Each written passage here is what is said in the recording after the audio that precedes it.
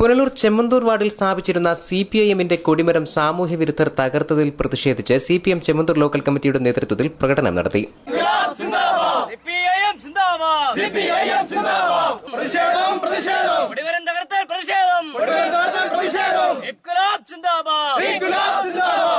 ആറുമാസത്തിനിടെ ചെമ്മന്തൂരിലും പരിസരത്തുമായി ഇത് മൂന്നാം തവണയാണ് സിപിഎമ്മിന്റെയും പോഷക സംഘടനകളുടെയും കൊടിമരം സാമൂഹ്യ വിരുദ്ധർ തകർക്കുന്നത്.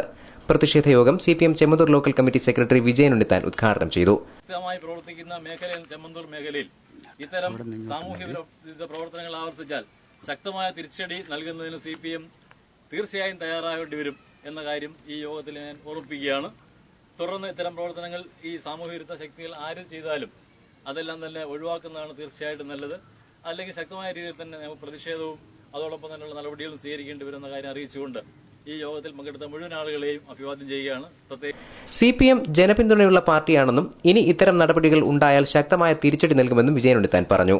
ലോക്കൽ കമ്മിറ്റി അംഗം എ സലീം സ്വാഗതം പറഞ്ഞു. ഡിവൈഎഫ്ഐ ചെമ്മന്തൂർ വില്ലേജ് കമ്മിറ്റി അംഗങ്ങളായ Syagin Kumar, Rajeev S, village committee secretary Shine Babu, CITU നേതാവ് ആർ അശോകൻ, രാജേന്ദ്രൻ, ദിലീപ്, മുഹമ്മദ് റാഫി, ഷാഫി എന്നിവർ സംസാരിച്ചു. News bureau, Punalur.